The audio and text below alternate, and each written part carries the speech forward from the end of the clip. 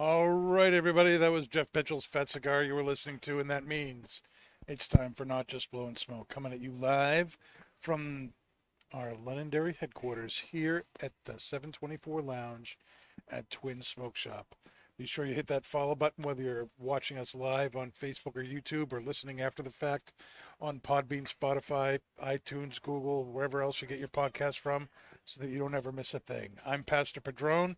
I'm here with my co-hosts Pat and Dave. We have Bree again with us from the 724 Lounge. And tonight we are talking death and taxes. Yeah, baby. It's tax day, baby. And if you didn't know, it may be too late. You need an extension. But before we get into that, we're also going to be smoking this. This is the HVC Black Friday 2020. We went into our vault here at Twins and found some of these still hanging around and decided we'd bring it out and see how it did 3 years later after its release. It's a Nicaraguan Habano Cafe wrapper, Nicaraguan binder filler. It's a Corona Gorda, 5 5/8 by 46. Frankly, this is one of my favorite sizes now. I love Coronas, Corona Gordas. And Bree, what did you put together for us to drink with this tonight? So, ignoring the glassware, because it would typically be in one of those fancy triangular stem Manhattan glasses, we are drinking a perfect rye Manhattan. So, a traditional Manhattan would have bourbon, bitters, and... Ooh, sorry, I had like a... Anyway, bourbon, bitters, and sweet vermouth.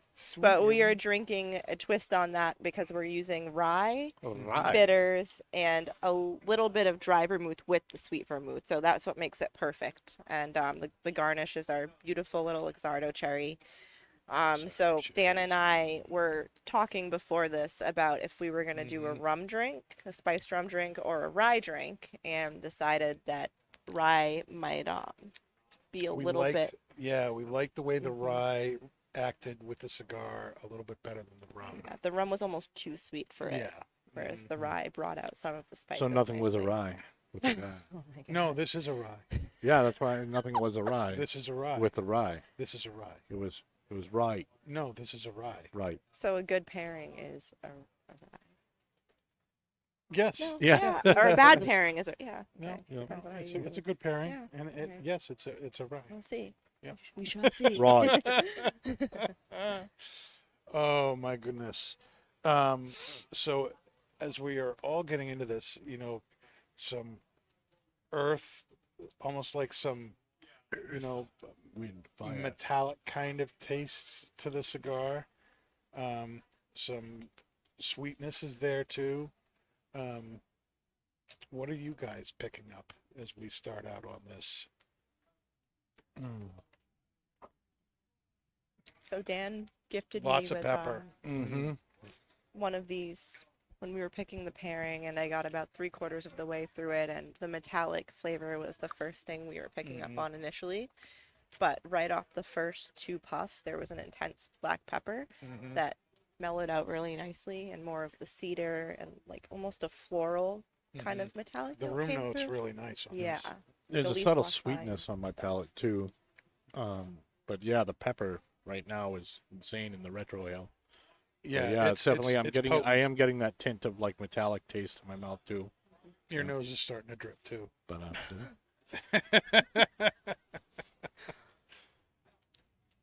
Pat, you look like you're, really boring into the soul of that cigar. I mean, what are you picking up? It's like a really dry smoke. I think that's probably where the metallic notes you guys are picking up are coming from. To me, it's like it has like a fruity sweetness to it, which is pretty unique because usually when you say sweetness, you think just kind of like sugar or just regular sweetness, but this one has kind of like I don't know, like a fruit sweetness. I don't know how you would distinguish the difference, but it has more of like a tannin like sweetness, if that makes sense. I don't know if that. Yeah, Like it's Yeah, drier, no, it has like a little bit of like it's that got bitterness to it. like a stone fruit kind of sweetness to it. Then it has, that Like- does. I'll call it wood shavings. I don't know, like that aroma you have when someone's cutting wood. Like it's that kind of sharp kind of fresh wood to it, which I think is because of the aging, because again it's been sitting for like probably close to 3 years now, I'd say. Yep. No,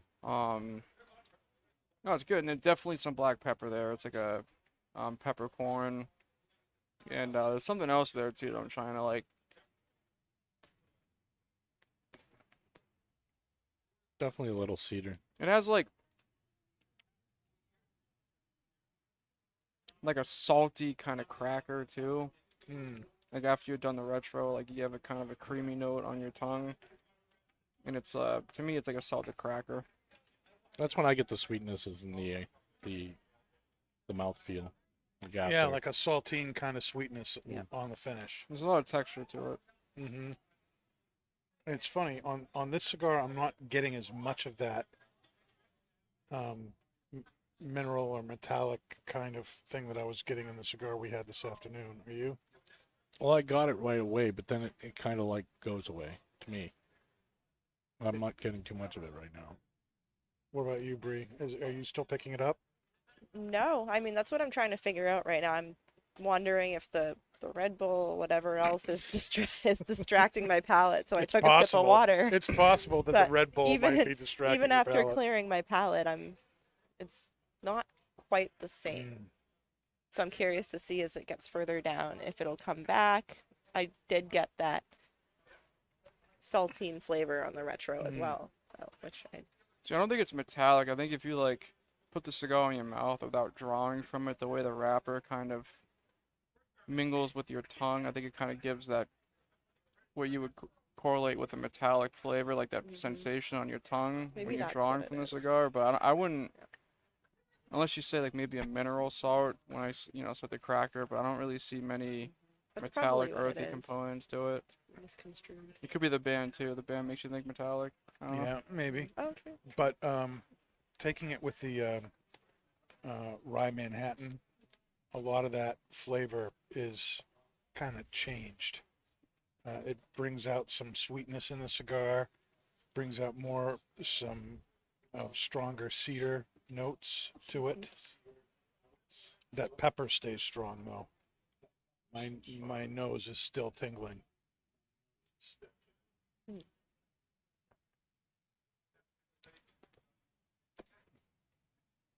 What do you guys think of the pairing? It definitely brings out more of like a buttery cream. And then I get more of like a Cajun pepper, like a sweet kind of Cajun red pepper. Mm-hmm. And the finish has like that kind of sweet leather you get from typically rye.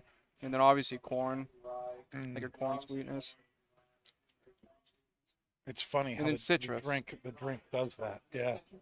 So it introduced like 4 or 5 notes that I had not gotten originally in the cigar. Mm. Which is this a Habano 92 wrapper? Is that? I believe that's. No, it's a it's a Habano Cafe. Which is, I think that's the 92. I think that's Okay. what they call. Aganosa calls the Habano 92. I'm assuming the cafe refers to the colors. Yeah.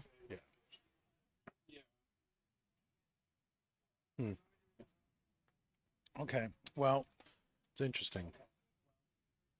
it is tax day, so Yay. I feel compelled to ask: has everyone done their taxes As of yesterday. as of yesterday? Dave, you did yours January. early. Yep. In January. Pat, did you know it was tax day? I got my tax return back months ago. Yeah. I've had it done for a while. Oh, that's very good. Back- My taxes are done too, but good grief, I got creamed this year. Oof. Yeah, this is the first year I have really been in the red as far as the taxes are gone in my half century on this planet. So it's not fun getting old. Yeah, push out some more babies or, Something. All my tax, adopt some Mexicans. all my tax breaks are getting old. They're all moving out and going away, and Start adopting. yeah. Dan's orphanage. I need to get some more dependents. Mm-hmm. All right. But I thought, with it being tax day and everything, a good topic of discussion would be talking about cigar taxes and where are the best places in the country, where are the worst places in the country for cigar taxes. And, we're fortunate here in New Hampshire. We're one of the few places where there is no tax on premium cigars. But let me come down here and open this up. So why don't we start with the worst? Let's see here. Scrolly, scrolly, scroll. Mhm. So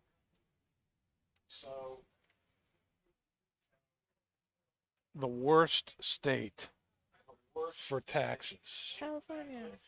is Utah. Wow. Utah has an 86% tax rate on cigars. So, for instance, if a cigar's MSRP is $9.50, in Utah that cigar is $17.67. Wow, that's genius. It's crazy, right? Now, there are several states that have taxes higher than 90, that have higher than 96%. The highest actual tax rate is Minnesota at 95%. But they have a 50% cap. So it only raises the $9.50 cigar to $10.50. Right? And then next would be Washington State, which also has a 95% tax rate, but they have a 65-cent cap on cigars. So, and I've never understood, I guess that tax is on tobacco, period. But premium cigars have a cap on it. Not cigarettes, not other tobaccos, but cigars have been capped so that it's 50 cents in Minnesota, 65 cents in Washington. Vermont, But just like screw you in Utah. yeah, exactly. Nice. There's no cap in Utah. So that 86% is across the board. If it's tobacco, it's taxed 86%. Been to Utah and I'm not surprised. Mm-hmm. Those Mormons. Gotta do something about it. Next on the list is Vermont, one of the New England states that's in the top of the list at a 92% Thank you, tax Bernie. rate. And there are caps, though. If the cigar retails for under $10, there is a $2 cap. If the cigar retail price is over $10, it's a $4 cap.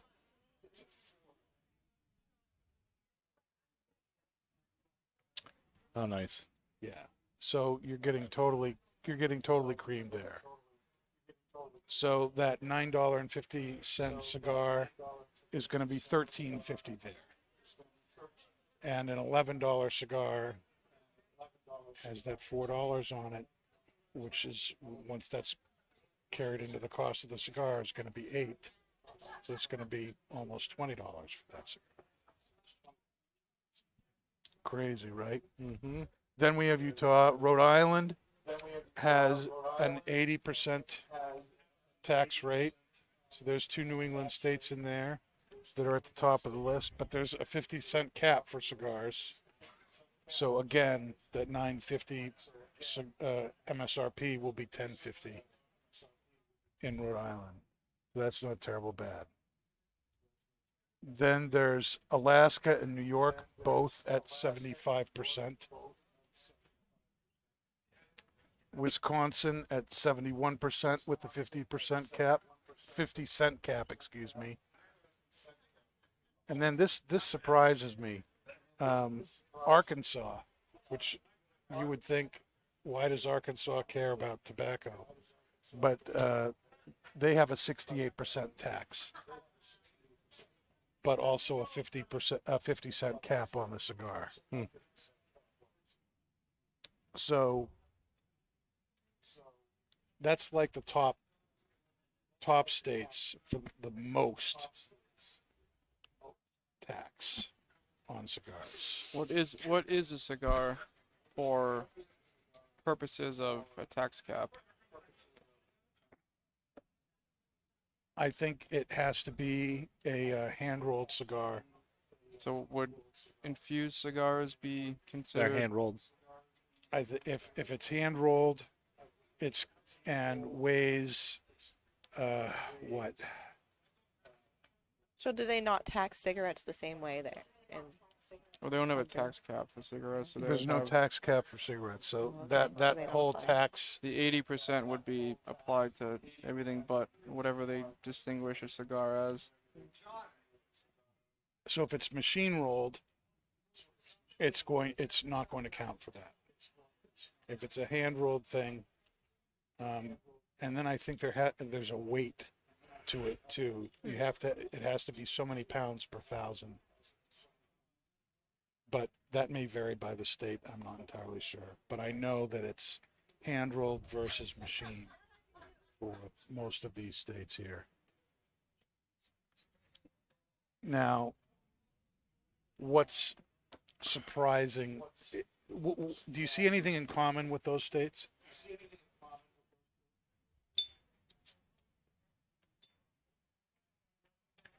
They're blue states. We're talking Minnesota, Washington State, Vermont, Utah, Rhode Island, Alaska, New York, Wisconsin, and Arkansas.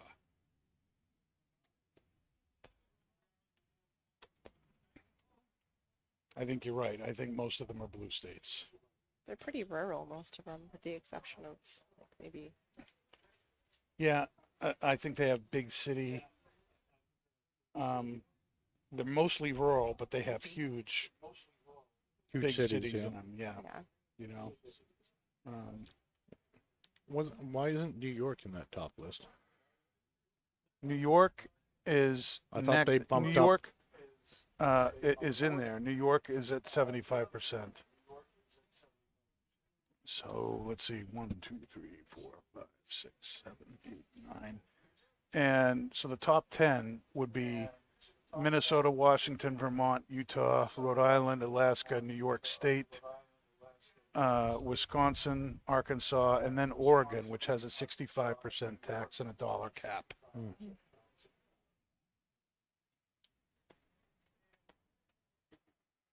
Now, what's interesting to me is that states that do this, do it with the intention of gathering extra funds for whatever purpose. Is it to fund the care for long-term smokers and their problems? Is it to help the children like the S-chip is? I've always joked that every cigar you buy goes to help the children. So it's your moral duty to have a cigar to help the children. This is for the children, Pat.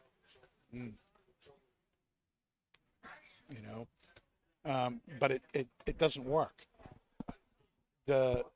In none of these states does the money collected equal what they thought they were going to collect, because people end up going and getting their cigars from other places or out of state or through mail order. We certainly see that here in New Hampshire, where people from Maine or Massachusetts or Vermont, come over the border to get their cigars where there's no tax. Sean, people are saying they're hearing an echo. It's feeding into the mics. Yeah.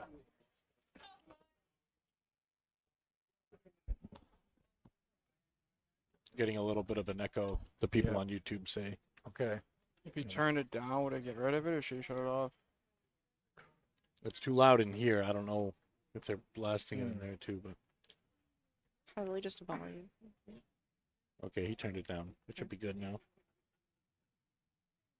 So now the 10 states with the lowest tax, and I'll go backwards starting with the highest. Okay, so we're going to start with Ohio.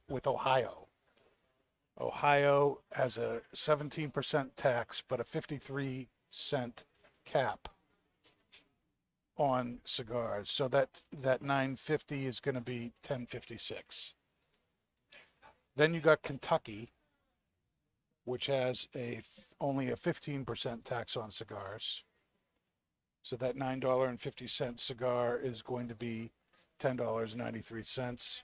Maryland, also same thing, 15%. Mississippi, 15%. North Carolina is 12.85%. What's up with that? I know why 8.85. You know, Why 0.85? why not just 13 or just 12? Why not just 10? That's just weird. You know, So their cigar is going to be $10.72 if the MSRP is $9.50. West Virginia drops to 12%. Oklahoma is 12 cents per cigar. Jesus. 12 cents per cigar. So the Flat tax, $9.50 cigar is going to be $9.74 there. So you're almost paying MSRP in Oklahoma. In Kansas, it's 10%. Missouri is also 10%. And the lowest tax state for cigars in the country is Texas at 1.1 cent per cigar. And again, I ask, why 0.1 well, what's with the mill? cent? You know, Why not just charge the penny or two? What's up with that? Pat, do you have any idea why that is? they're an oil state, so they're used to the mills. They're gonna milk everything they get. So long term probably adds up a little bit more and doesn't seem like a big deal. I'm not entirely sure why they would do a 1.1 cents. But how do you even charge somebody 1.1? So the 950 cigar in When you look Texas at like is if you buy a 952. box of cigars, it's going to be an extra couple cents. You wouldn't be paying for the single realistically. Yeah. Now there are 3 states where there are no taxes at all, In one municipality. and 1 municipality. Florida, the state of Florida has no cigar tax. New Hampshire has no cigar tax. Pennsylvania has no cigar tax, and Washington D.C.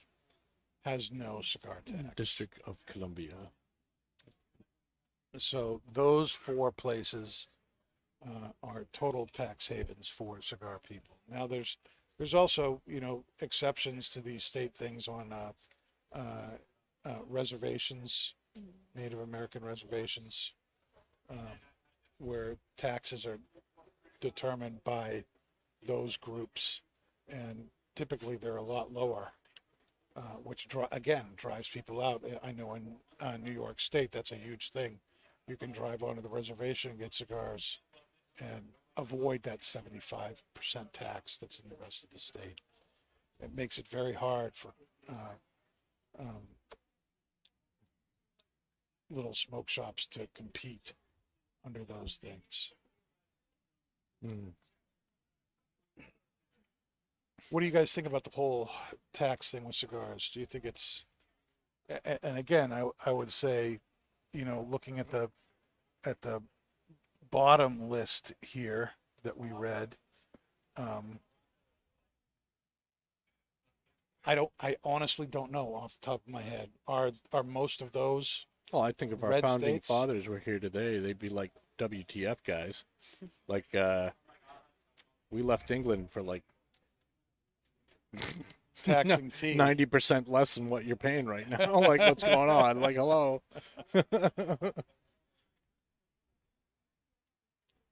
Anyone else? I mean, the only thing I can add to it is, I'll take like the legal background to it. One of the historic seminal cases we learn in constitutional law is Marbury versus Madison, and that's where the federal government had started doing the first federal banks. So these banks would be in different states, and it's a case that speaks to federalism and like supremacy, where like the federal government is the supreme rule of the land. States have obviously some power, but federal law is always going to prevail. So what happened is Maryland started taxing the federal bank, and obviously that wasn't okay. So the case, one of the important quotes that came out of there that pertains to just taxing in general, I look at it beyond the supremacy aspect of it, is the Supreme Court had said that to tax is to kill. And the states can't tax the federal bank because the intent behind the tax is to kill the federal bank. So when you look at states that implement some sort of taxation, typically it's to kill. And a lot of those appropriations go to a general fund. I can't speak to what every state does, but typically it's a general fund. So it's not like it's systematically planned where these appropriations are going to go. However, it's just you're making the product more expensive. And I think the reason why you see blue states typically a higher tax rate than conservatives is just naturally, you look at liberal versus conservative. Liberals are more for the supremacy of federal law, where conservatives are typically hands off and they want less government involvement. So I don't necessarily even think that those states are just anti-cigars. I think it's just Their point of it's view. more pro-government, so pro-regulation, and cigars are commonly viewed as a detriment, as a health risk, and naturally these states are more okay with a tax. If you look at a conservative state, typically, even if it's taxing something that you don't even use, typically a conservative person is going to be against any tax because, again, that's more of that government control over you.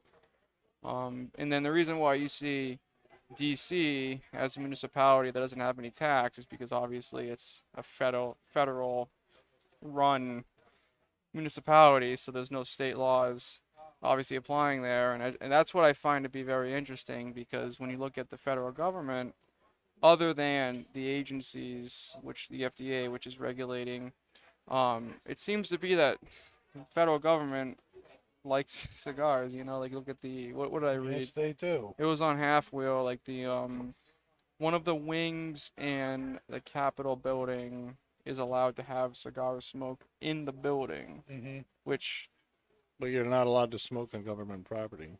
that's Oops. it's funny because it's just that's what I find to be fun. So states, the big moral is taxes to kill. So you see states taxing cigars because it's invasive to cigar smoking. Obviously, it's more expensive to get, but so that's really my only 2 cents. When you see states that are like, for instance, New Hampshire, I can speak to the best because Kurt's one of the members of the CANH. Yep. And it's, the people that are in Concord are very pro-cigar, and it's a deep-rooted aspect of the history of New Hampshire. Obviously, with the 724 brand speaks very well. That's deep-rooted in American history, but especially it was in Manchester, New Hampshire. So Yep. it's a state that favors cigars, which is why we have no tax. Right. Which is why Amen. what is Connecticut? my list. Let me get to Connecticut here. Let's see. Because Pennsylvania obviously having no tax is good because it's a deep-rooted, like actually cultivating tobacco is huge in that state's history. So I'm Connecticut sure has a there's- 50-cent cap, but their tax is 50%. So that's something I find interesting because even in the cigarette aspect of things, tobacco is very deep rooted in that state's Mhm. architecture. So that's interesting to me. Yeah, it's funny. I really think it's I think a lot of people in, you know, government see it as an easy target because most people don't smoke cigars, and it's generally seen that smoking tobacco is bad. Yeah, I've never That understand that kind of it's attack. easy. It's just, It's easy to do it. if you're going to Who's tax gonna anything at complain? all, you should tax something that everybody uses, Like toilet paper. or toothpaste, or some mouthwash. You know? If you put like a couple cents on each roll of toilet paper, even just one, you know how much like they could get rid of all the other taxes. Yeah, yeah. Well, Uh, there's you wouldn't even have to sales tax there's booze. sales tax. You wouldn't. You know what I mean? You wouldn't need that. Hmm. But what's funny is, I know, Dave Garofalo and two guys, a great example of this.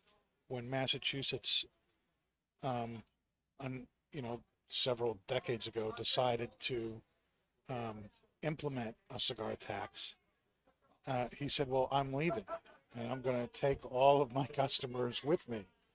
And he said it, and he was kind of all fired up at the time, but after it was like in print in the paper, he was like, I'm not sure I really should have said anything. But he did. He followed through, and he moved from Everett to Salem, New Hampshire. And the next year, he tripled his business. And that next year in Massachusetts, they made about a third of what they thought they were going to make with the cigar tax. So the whole idea of doing it to make money doesn't work. It doesn't work. Not when you're trying to tax it at such huge things. Massachusetts right now is at 40%. There's no cap on it. So in Massachusetts, that $9.50 cigar is $13.50. Mm-hmm. And that's before sales tax on the cigar. So it's going to be even more there. One of the beautiful things about New Hampshire is we don't even have a sales tax. Mm-hmm. So, what the MSRP is what you pay here in New Hampshire, which is wicked awesome. You can't say that in Florida. Florida has no tobacco tax, but there's sales tax.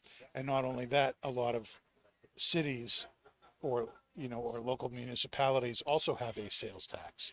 So, you're going to be paying more than the MSRP, but you're paying a sales tax that's applied to everything, not just cigars. Yep. So therein lies the difference. So I've just never understood why the huge, if you think that, putting a 75% tax on a product is going to, it obviously isn't working in New York. It's not like cigar smokers are going away. I mean, and in the United States, cigar consumption has actually increased over the last number of years. So if the goal is to kill it and get people to stop, it's not working. No. If the goal is to make money for those states, it's not working. So I don't understand, why do you do the same thing over and over and expect a different result? That's Einstein's definition for, insanity. I think if you look at kind of the quote that I had spoke to about like taxes to kill, like it is doing the purpose. Like, in New York, like say I'm a young entrepreneur and I want to open up a shop somewhere. Where am I going to go? Not New York. Right. So, I'm not a politician. I'm not well versed in government when it comes to the political aspect of things. Like the legal aspect I can speak to, but when you look at these taxes and the goals of the government, I'm sure it's not to, really amp up the general fund and, be able to have all this money, you're getting from these cigars. I think it's to kill the culture and a lot of these places where these taxes are high, you don't really have like a cigar haven per se. You may have people that, on their own meet up and smoke cigars. They smoke on their porch, on their property. Then, and that's achieving the government's goal essentially by killing that culture. Like, you look at New Hampshire, like, I really don't think there's a bad smoke shop here. Like, I've been to numerous smoke shops other than Twins, and they all have a really unique, different kind of culture, and it's a very accepting culture. But you go,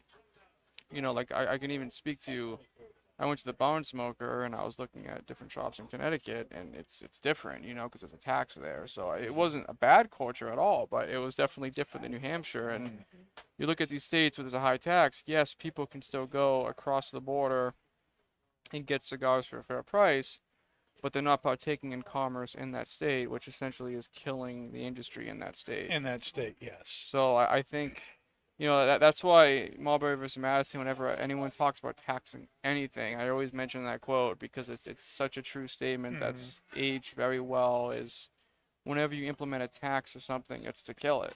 And states often do that, which is what they wanted to do in the case to kill the federal bank. But as we see today, federalism, but it works. I mean, like, where would you open a cigar shop? You wouldn't go to California to do it, I'm sure. Nope. So it does achieve the goal.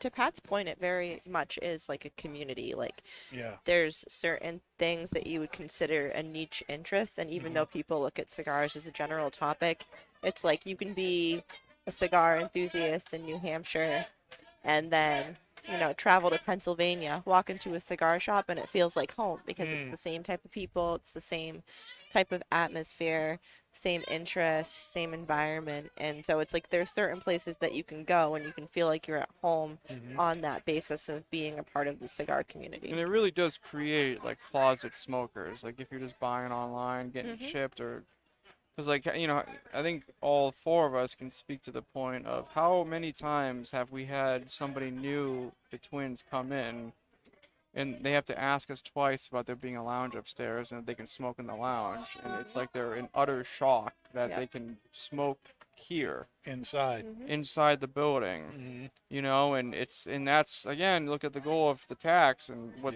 these states are doing. It's to kill like the culture of, when someone comes in, it's like a culture shock. Like, you can smoke the cigar here, you can do that. It's like a shock to them because they're conditioned that it's not okay to do that. So when you look at like that example, which I see that very frequently, you get somebody from Massachusetts, or now a lot of municipalities in Maine are going through the same thing where they feel that they can't do that, and it's like such a shock to them. Like, you mean I can buy this and walk up 2 flights of stairs and light it up, and wait, I can drink too? Like, so it is working to the government's goal. It is working. Now, kind of parallel to that, though, in the last few years, I've seen a huge uptick in online-based clubs for cigar smoking, for pipe smoking, for both. Like the monthly subscription pack? There's kinda the thing, monthly or- subscription pack, but there's actual, like, groups, like Barrel Burners, for instance, is a national group that focuses around cigars and bourbon. They also have a subset within their group for pipes and pipe smokers, and they use the Discord app, but they'll get together and have virtual perfs together on a regular basis, and there's a whole culture that's going along with that. And a lot of these people that are part of that group don't have smoke shops that are next to them, or it's like they live in a state where the taxes are so high, it's not worth going there, so they'll have stuff sent to them, mailed to them, muled by some a person or friend that they know, and work that way. Another specifically pipe related club, Briar Bastards, They're an international club, but they do the same thing. You know, people sending pictures back and forth on Instagram, on Facebook, both those clubs, you know, and trying to build up a online community of smokers. Yeah, it just goes to the point, tax to kill. Like the government wants that to happen. Like you're in your own house and you're using, Well, I feel like- virtual I- communication back and forth. You're not on the streets. People aren't seeing you doing it. You're not going out walking around with a cigar. Like that's the goal. That's what But we I want. guess I'm saying, you know, Well, it it feels is like killing the- the culture, but in another sense, it's creating another culture. Well, it Well, feels it's like the creating government a doesn't more- want it to happen. it's the creating a state more governments do. privatized culture. Like Yes. case in point, yes, like yes. I was yes. in, which is a good thing, utilizing technology, but I Right. think in the grand scheme of things, like when it is, getting comfortable, like, one of the things I'll say about the CANH with Kurt, and like, I go to their golf tournament every year, and I talk to Dave, I talk to Eric, everyone that's a part of this group, and they're not comfortable, even though we have no tax, they're never comfortable. They're always looking ahead at like, how do we preserve this, and then states where the tax is very high to the point where you feel like you have to privatize your passion. Mhm. And now it's good and bad. I'm not saying it's bad that these groups exist, but Right. it right. you shouldn't have to be a part of a group where you're meeting on Zoom or you're sharing pictures to enjoy the passion with other people. Right. And I think people get very comfortable in that aspect. And I was gonna make a further point of this, but I just completely lost my mouth what I was gonna say. Well, I'll give you some time to think about that and talk about something else. You know, one of the reasons I wanted to smoke an HVC tonight, and I was glad we found this box of aged Black Fridays, which is an annual release from them, is we're doing an HVC brunch here at Twins Oh, yeah. on May 20th, 11 o'clock, out on the deck of the 724 Lounge. Tickets for that are $40, and you're going to get a full pancake breakfast, pancakes, bacon, sausage, fresh fruit, coffee. You're going to get 2 HVC cigars. One, of course, has to be a hot cake. The other one is going to be a special cigar that's provided by HVC, and this is all going to be overseen by Rainier Lorenzo, who is the president and owner of HVC, and he is also going to be capping the brunch with mojitos that he's going to make himself for everybody who attends. Oh, that sounds And horrible. it's really cool because mojitos are a drink that's not normally available here at the bar because of all of the work and ingredients, and no one seems to be able Well, to keep the mint. We had mint plants, dying. and the They mint do it, kept but dying. mint, honest, yeah, and like it's not necessarily the labor and the girls and everything, but like mojitos really aren't a common order here, and it's unless you maintain a mint plant yourself, there is a lot of tentative labor that actually goes into having fresh mint, and when we offer mojitos, we don't just buy mint at the store. We actually have a mint plant, so it's fresh, and it's tough to. There was a lot because when I was bartending last year and we had mojitos, like Yeah. that plant, like it's like the bane of my existence. Like you got to make sure you got to put it, to get some sun during the Text day. You from got to bring Kendra. it Make in. sure you move gotta the mint water plant it. to Yeah, the like, windowsill. like the mint Pat plant. the mint plant. Get the mint plant. So, I will say I have 1 point to make with the HVC event, but I'm gonna make the point that I was making earlier before I forget about it again. So back to the culture and being a closet smoker and everything. So, I remember a few years ago, I was in Boston and my brother. So this was actually much more than a few years ago, but my brother was graduating college. He went to Fisher College in Boston. So we naturally, being a cigar smoking family, what do we want to do at some point? We want to go to Paredes and then go and smoke Sure. a cigar. So we get cigars and we go into a park that was, I forget which the park it was, but we were very courteous. We sat on a bench far away from everyone. And one of the funny things about Boston was in these parks, you see a bunch of groups of people, sitting on these little like tapestry-looking carpets or whatever, and they're smoking, but they're not smoking. They're smoking pot all over the goddamn place. And so, we're looking like, people are smoking pot, whatever. So, my brother, father, and I sit on a bench far away from even pot smokers. We're like on the edge, like literally the edge of the fence. Like we can touch the sidewalk, right? And we start lighting up cigars. Not even 5 minutes goes by, and a equestrian officer goes by us, and he's like, "You guys can't smoke in the park." And we're looking up, and we're like, "Really?"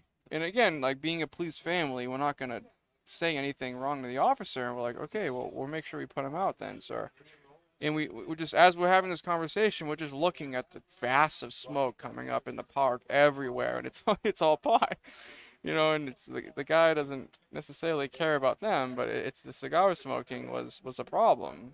So obviously we put him out, but it's that's the culture of cigars. Like Massachusetts, I think still has some grandfathered, cigar people there, but the culture of cigar smoking there is completely dwindled. And you look at Boston, to a point Dave had mentioned earlier about like when we left England, like, like to me, Boston is a really spiritual city where like there's a lot of history there with freedom and patriotism and American, and seeing that something that really isn't a bad thing got shut off in a park like that, when something, in my humble opinion, is a bad thing, is okay, being marijuana. Again, that's a different topic, but, it was just kind of a wake-up point for me, and I'm like, is this really a problem? But, again, it goes to mass dose of attacks.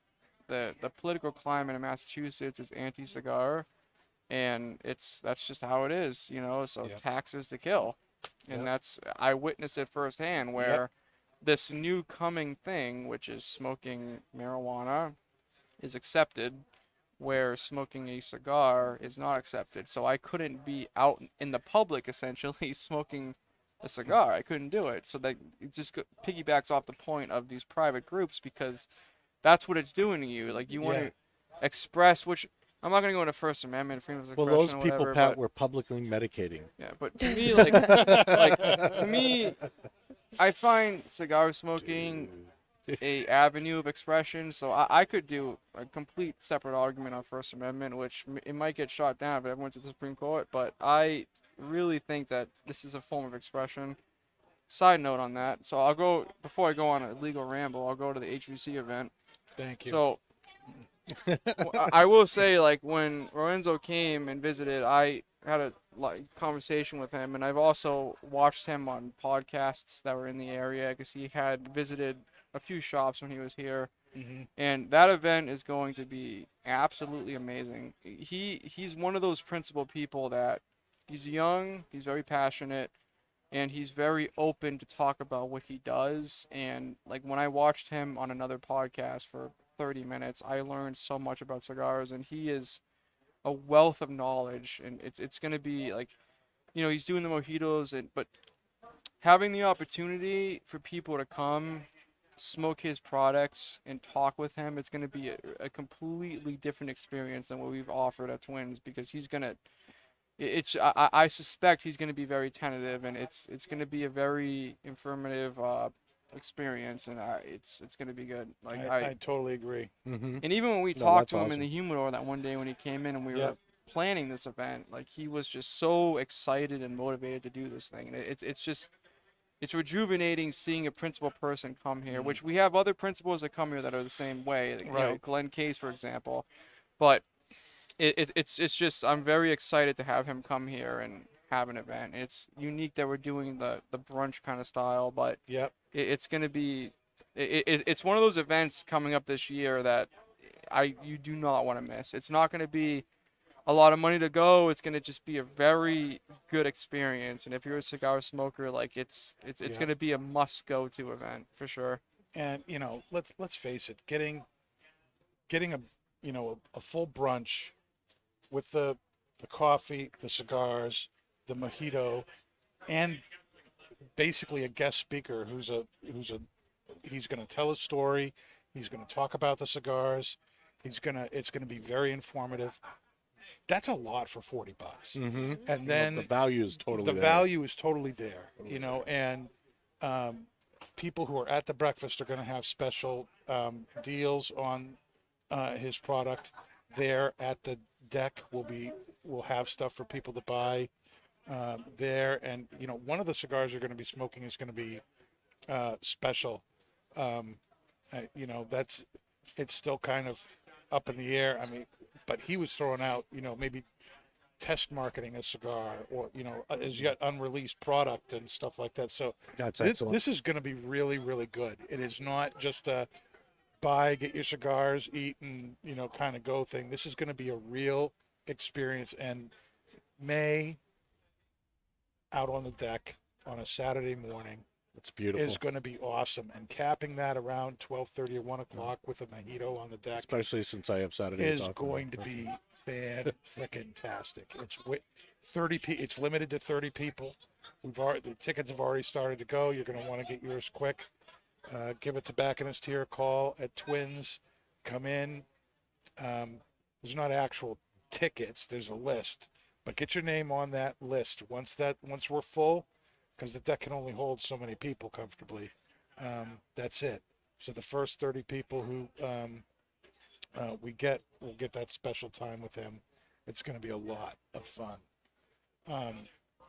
I'm looking around at us. We're really enjoying this cigar too. You're halfway done. I'm in my final third. Where are you at, Dave? I'm in my final third. You're in your final third too. What's our thought been on the cigar as it's traveled? Has it stayed the same? Has it changed? Are you liking the pairing at all? I feel like the flavors have really kind of melded together. The retro hail has toned down a lot. It's not so much of a pepper bomb anymore. I'm definitely not getting any of that metallicness anymore. It's got a rich kind of cedary, woody note on my palate, with a little bit of sweetness. As far as the pairing can go, personally, I didn't like the pairing that much. I thought it was okay, but I enjoyed the cigar more than the pairing. That's my 2 cents on it. Patrick? Yeah, I mean, the only thing I would add is the cigar's aged, and to me, it hasn't changed too much. I think the pairing was fine with it. I had smoked this when it came out in 2020 because that was the first year I was here, and it's Black Friday. You have to smoke the Black Friday, right? So Yeah. I remember the cigar was extremely spicy, which I think all the Black Fridays, in my opinion, are pretty spicy cigars. So like seeing what the around 3 years have done to the blend, it's really, and I think that's why, like David mentioned, it's got a lot more refined to his palate towards the back of the cigar. Because naturally, again, I don't know. If you asked him, he'll tell you, I'm sure, but I don't know what he does specifically with the tobacco that's in the blend. But I'm going to suspect that he has the Lajero and like the stronger tobaccos in the front of the cigar. Yeah, I think so too. So I think since we smoked kind of past that pepper bomb, I think, the age is really speaking to the blend. And it's, to me, like the only thing I can add to the flavor wheel that I had mentioned earlier is I'm getting a little bit of anise and kind of a creamy almond cashew kind of nut mix. I can't really distinguish what the nut is, but it's very enjoyable. And again, the size of the cigar is my favorite size, so Yeah, Corona Gorda. it's also size. his favorite size. But Bree? Yeah, it was yeah, mediocre yeah. for me. It like Mediocre. The cigar, the pairing, or both? I mean, like everything. I'm gonna call it standard. Like it's a pretty standard. Like if you're coming in and you're smoking, you're drinking, you're not really thinking about it. You're just you want like that standard, medium-bodied, easy to consume pairing. It's good. I did have my it's draw. enjoyable. My draw was a little bit tight, and I think I relit like once, and I'm gonna relight again right now. After the pepper bomb, it really did mellow out, and so it wasn't. I didn't love it, but it was also enjoyable. Did you If that like it makes when it any was more sense. peppery? Honestly, no, I'm glad that the pepper bomb Yep. got milder, but I can't say anything stood out to me specifically. Like I enjoyed the Alright. pairing, I enjoyed the cigar, I enjoyed the drink, but nothing in particular stood out to me. Pastor. Um, I thought it was a very good cigar. I can tell that it's been aged, and I think a lot of those flavors have kind of mellowed down since 2020. I was surprised after 3 years how peppery it was at the start. You know, that would be one of the things I would think really, I wish we could save the you know, box and do it in a cut. couple more years. you know, cut down. That I remember it being peppery. Side note, So the I was other I one was you kind gave of me had more pepper to it. the other one had more pepper to it. Yeah. funny So enough. there's variations in the box that way. I love the size. Mhm. I haven't had any problems with the construction at all. Yeah. For me, the draw was a draw- little the- tight, but not too tight. Not tobacco, terrible. Not terrible. My yeah. my Now it's draw good. was my draw was perfect on this cigar. If I relit it, it was because I was talking for long periods of time, and you just got to expect that. Yeah. But even so, the burn's been great on all of ours. There hasn't been any canoeing or lousy burning or things like that. The ash has been good. It got a little too long for Bree about halfway through the show. See? Not thinking about it, just smoking, talking, super easy. I enjoyed the pairing too. I thought the Rye Manhattan was really, really good. I thought it brought out some nice, stronger cedar notes in the cigar. But I guess kind of like Dave, it was a good pairing, but it didn't like wow me either. Yeah. No, last week each was of them like, were each of them were really great by themselves. They were good together. Would you? Yeah, I would agree That's- with Am that. I Yeah. speaking out of turn? That's where, yeah, I'd say Yeah. stand. We got anything else coming up? For what? For Events? events? Well, the weekend before, we have Eric Stokeby coming on the 13th of May. So the Saturday before. Eric is a great friend of Twins. We have as you know, a big pipe community here. Yep. And Eric Stokeby is the owner of Fourth Generation Tobacconist Pipes and Tobaccos. And we do a great yearly event with him. And it's called Day of the Danes Resolution. Nice. And Day of the Danes, he's Danish. This is also going to be featuring Nording Pipes, who is also a Dane himself, hence the Day of the Danes. Resolution refers to Stokeby's small batch release this year, which is a collaboration with Cornell and Deal and Jeremy Reeves. That's called Excellent. Resolution. We're going to be featuring each of the last small batch releases. Petey, Kentucky, Should ask Jeremy if he wants to come. Jerobeam Flake, and then the this year's small batch, the Resolution, along with some cocktails at the bar, Carlsberg beer. There's going to be roasted meats. It's kind of a Viking Danish theme to it. We're gonna have It's that. be We're gonna have the awesome. swords on the table again. We might have the swords. Pat and I would have to coordinate that and see if I haven't asked him about that yet. But That's definitely cool. anything's a possibility. But it's going to be a great show. Excellent. I'll be out of town for that. That's too bad. That's too bad. So that's what's coming up in May at Twins. Nice. Yeah. Very good. And that's pretty much our show, guys.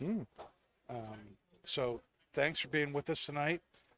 If you get a chance to try one of these, you should. When they're gone, because they haven't been produced since 2020. We have some at Twins. I don't know if there's any left after the show here, because we got people here in the audience that have been smoking them too. So get them if you can. Make sure you get a ticket to that event Yes. with Rainier Lorenzo. It's going to be awesome. May 20th, 11 o'clock, here at Twins, out on the deck. The pancake brunch. It's going to be fantastic. $40, 30 people limit. It's going to be a great time. We'll see you next week, next Tuesday, 8 o'clock. Don't be late. That's not just blowing smoke.